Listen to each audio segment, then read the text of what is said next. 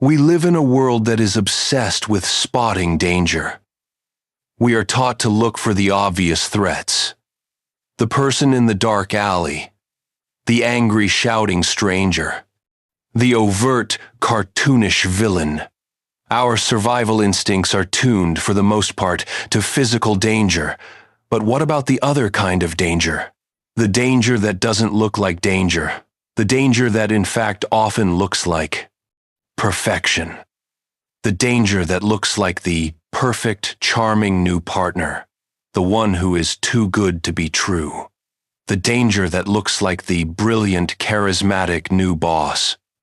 The one everyone admires. The danger that looks like the kind, selfless new friend, the one who is so helpful. This is the psychological danger, the soul danger. This is the danger that doesn't attack you. It entangles you, it confuses you, it drains you. It gaslights you.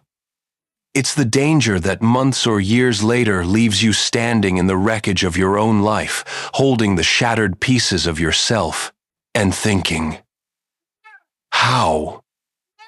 How did this happen? I never saw it coming. We are not taught how to spot this kind of danger.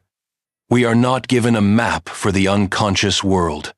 And this is where, I believe, the work of the great Swiss psychiatrist Carl Jung is not just interesting. It is essential. It is a survival guide. Jung's method for spotting a dangerous personality is not a behavioral checklist. It is not 10 signs they're a narcissist. It is deeper, it is more profound, and it is unfortunately more difficult, because Jung's entire method can be summarized in one terrifying sentence. The only way to spot the unconscious danger in another is to first face the unconscious. In yourself, it is a mirror, or it is nothing. The dangerous personality, in a Jungian sense, is a person who is possessed. They are a puppet. They are not in conscious control of their own psyche. They are driven by wounded, disowned, splintered off parts of themselves. Their wounded child is at the wheel. Their shadow is at the wheel. And because they are not in control of themselves, their only mode is to control you. So today, we are going to get the Jungian map. We are not going to make a checklist. We are going to learn how to feel. We are going to learn how to see. We are going to learn how to use our own psyche as the ultimate danger detector. We will explore the 3 great types of psychological danger: the possessed personality, the complex, the hollow personality, the persona, and the projecting personality, the shadow. And we will learn how to spot them. Not by their list, but by your reaction. Because your feeling, your gut, your unconscious always knows. The first and perhaps most chaotic form of danger is what we can call the possessed personality. This is the hot danger, the unstable danger. In Jungian terms, this is a person who is not an ego. They are not a conscious whole adult. They are, in fact, just a shell that is run by a complex. What is a complex? A complex is a splinter of the psyche. It is a part of the self that was frozen in time, by a wound, by a trauma. It is the wounded child. It is the 5-year-old who was abandoned. It is the 8-year-old who was shamed. It is the 2-year-old who was betrayed. And that part, that splinter, did not grow up. It is still 5, 8, or 12, and it is still feeling that original pain. In a healthy person, the adult ego, the conscious I, is aware of this wounded child. 2, the adult talks to the child. It reparents the child. It integrates it. The adult is at the wheel. In the possessed personality, the adult is gone. The wounded child, the complex, is at the wheel. This person is a raging, terrified 5-year-old in a 40-year-old's body. And this is the danger, because they have no adult capacity for self-reflection. They have no pause button. They are pure, unconscious reaction. So how do you spot this? You cannot spot this by looking at them, because sometimes they are fine. The adult persona is online. They are charming, they are fun, but you spot this by how you feel. You use your psyche. The first sign is proportionality, or rather, disproportionality. Their reactions are wildly out of proportion to the situation. You make a small, innocent comment. You say, "Hey, did you remember to take out the trash?" And they explode, not annoyance, but rage. A 10 out of 10, volcanic fury. A "you are trying to control me. You always attack me." A rage that feels ancient. It is. You are not. You, their partner, in that second, you became their critical, controlling parent. And they became the trapped, hated child. The complex hijacked the conversation. You are no longer in the present. You are in their past. The second sign is the feeling in your body. It is the feeling of walking on eggshells. This is not a metaphor. This is your unconscious speaking to you. When you are around this person, you find yourself editing your own words. Before you speak, you think, set them off. I'll rephrase it to be softer. I'll just not bring it up. Stop that feeling. That is the siren. Your unconscious, your feeling function has already spotted their complex.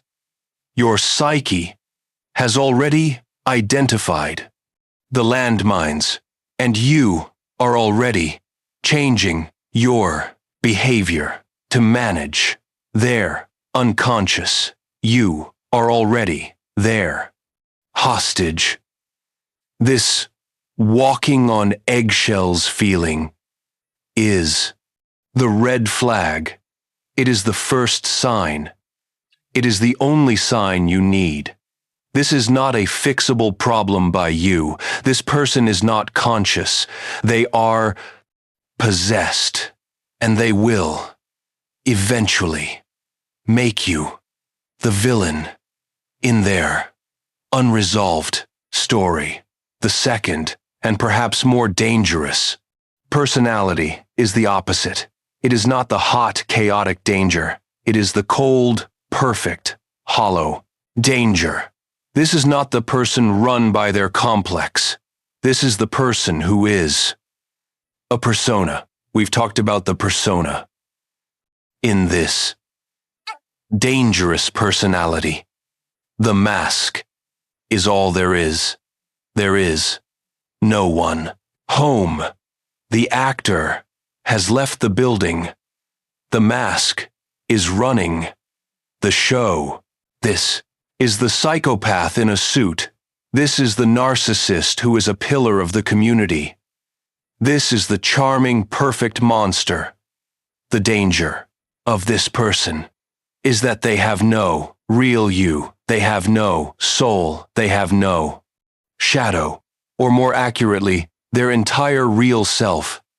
Their shadow, their vulnerability, their humanity has been so completely repressed, so betrayed that it has died, it has atrophied, it is gone.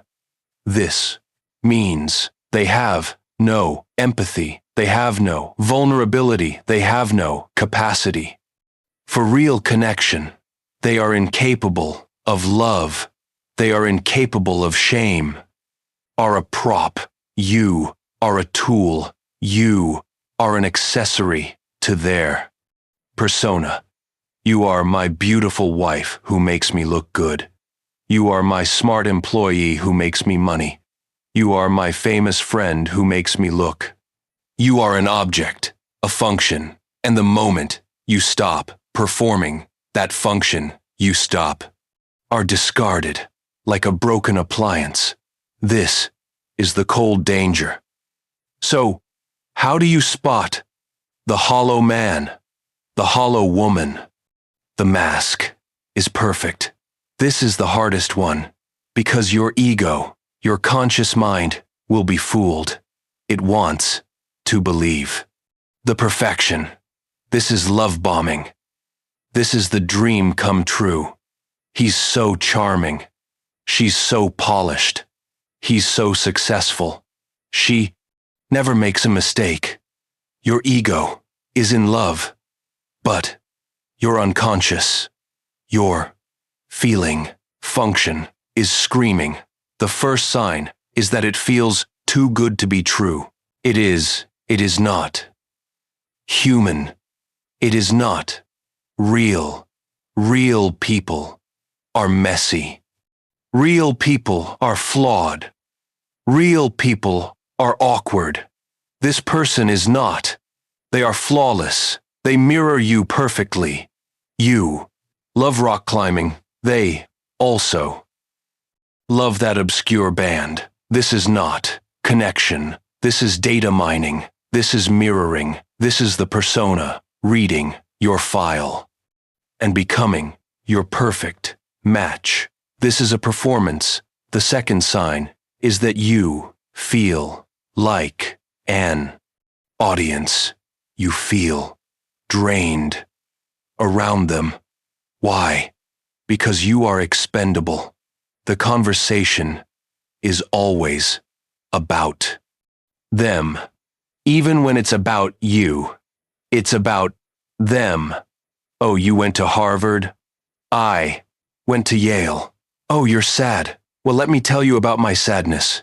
You feel invisible. You feel like a supporting cast member in their movie. You are. The third sign is the most important. Jung would tell you, watch for the glitch. The mask is heavy. It will slip. It will slip for 1 second, and you must be awake to see it. It will be a moment when they think no one is looking. It will be a look in their eyes. You will be telling them about your sadness, and for 1 second, their empathetic face will drop and their eyes will be bored, cold. Oh, you poor thing. But you saw it. That was the real person. Or it will be a Freudian slip. A joke. That is not a joke. A joke that is stunningly cruel. A joke that cuts you to the bone. And then, ha, I'm just kidding. You're so sensitive. That was not a joke. That was the truth. Leaking from the crack in the persona. And the final sign. Watch how they treat the waiter. Watch how they treat the unimportant people. The persona, the mask, is only for useful people. It is an investment. It is not wasted on the barista or the intern or the cleaning staff. To those people, they will be rude, dismissive, cruel, invisible. That person, the one who is cruel to the waiter, is the real you. The charming you is the mask, and the moment you become unuseful, that is the person who is coming. Form of danger. It is the most confusing, because this is the person you love. This is the person you know. This is your friend, your parent, your partner.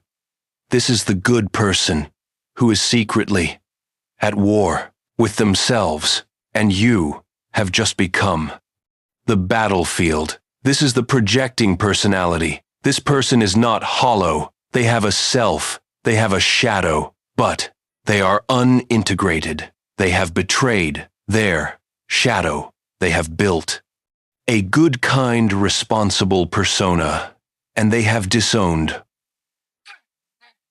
all their unacceptable parts.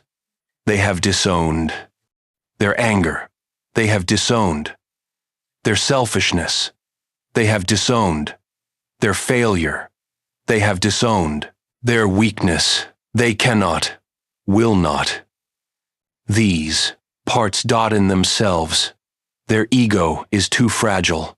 So their unconscious must project this unacceptable shadow onto you. You become their shadow. You are now the unacceptable one. The danger is insidious. It is not a physical danger. It is the danger of psychological warfare. It is gaslighting. It is confusion. It is the danger that you will start to believe their projection, that you are the problem. How do you spot this? The first sign is irrational blame and criticism. This person tears you down. They are hypercritical of you for traits that you don't even think you have. It feels crazy. They are a workaholic, a hustle culture tyrant, and they constantly accuse you of being lazy. You look at your life. You work 8 hours. You clean the house. You are not lazy, but they find every tiny piece of evidence that you are lazy. Why? Because they have disowned their own desperate need for rest. Their shadow is screaming for rest. They project this lazy, that is to say, restful shadow onto you, and they attack it. In you. They are not hating you. They are hating their own unmet need. They are a chronic people pleaser, and they constantly accuse you of being selfish. You set one small boundary. You say, "No, I can't do that tonight." And they react as if you have detonated a bomb. You never think of anyone but yourself. Why? Because they have disowned their own ability to say no. They have projected their disowned selfish, that is to say, boundary setting, gold onto you. And your healthy no is a blinding, painful mirror to their own self-betrayal. The danger is that you feel confused. You think, am I lazy? Am I selfish? You start to question your own. Is that nothing is ever their fault? This person is a master of scapegoating. Their ego is so fragile. It cannot admit, cannot say, "I'm sorry." A shadow. "So everything is your fault," I yelled, "because you made me yell. I messed up at work because you stressed me out this morning. I failed because the world is against me." They are the permanent victim, and you are always the perpetrator. This is an unwinnable, dangerous game. The third sign is how they talk about other people. This is the freest, clearest information in the world. Listen to their gossip. Are they obsessed with tearing down someone else? I hate that arrogant guy. I can't stand that fake woman. Did you see what she did? This is not bonding. This is their shadow on parade. They are literally handing you a list of everything they hate and fear in themselves. And this is the prophecy. This is the warning. The way they talk about others is the exact way they will one day talk about you. The moment you stop being their ally and you become their mirror. And this leads to a final subtle danger, the one that feels like love. It is the psychic vampire. It is the animus projection. This is the hollow person who finds their soul in you, a man disconnected from his own feeling, vulnerability, the soul, his anima, meets you, a feeling, vibrant, soulful woman, and he projects his entire disowned onto you. He worships you. You are my life. You are my everything. You complete me. I cannot live without you. This feels ecstatic. It is addictive. It is the ultimate romance, and it is the most dangerous trap of all, because you have just been hired for an impossible job. The job is be my soul. You must now carry his feeling, his vulnerability, his life force. You must live for two, and you will drain. You will exhaust yourself trying to hold his projection, and then you stop the second you dare.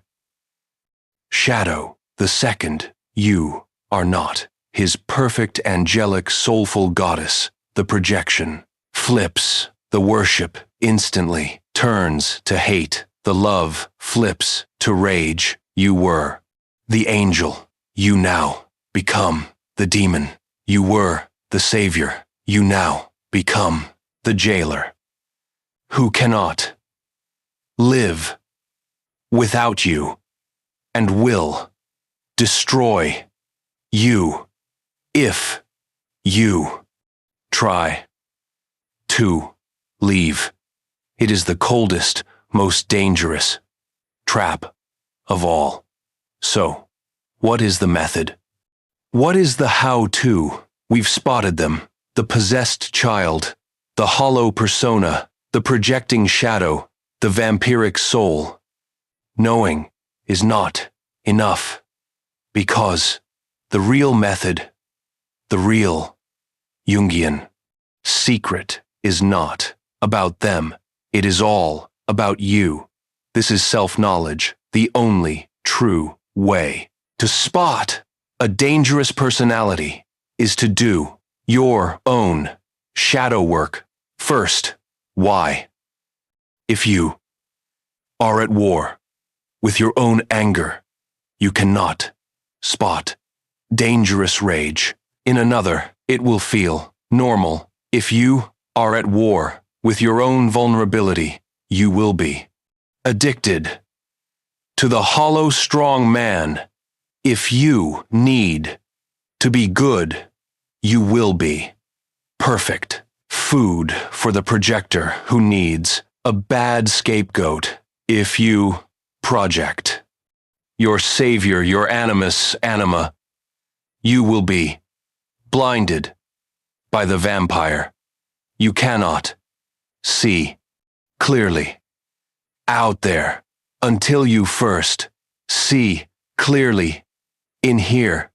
You must know your own shadow. You must integrate your own gold You must reclaim your own power. You must heal your own wounded child. This is the only method that works, because when you do, when you are integrated, and yourself are aligned, your bullshit meter is perfect, and this is what happens.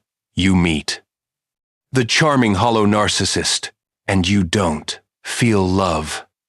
You feel cold. You feel bored. You feel nothing. There is no hook. You walk away. You meet the possessed, raging child, and you don't feel fear or guilt. You feel compassion. From a very safe distance, you see, oh, that is their wounded child. That has nothing to do with me. You do not engage. You walk away. You meet the vampire who tells you you are their everything. And you smile, because you already are your own everything. You do not need their worship, you see, their projection, and you walk away. The method for spotting a dangerous personality is becoming a healthy one. The method is wholeness. The trick is integration. Spotting the danger out there is the result of healing, is the only method that works. So start now. Listen to your gut, that off feeling, that walking on eggshells, that this is too good to be true. That is your unconscious talking to you. It is yourself protecting you. It knows. Trust. It is the wisest person in the room. Trust yourself. That is the method.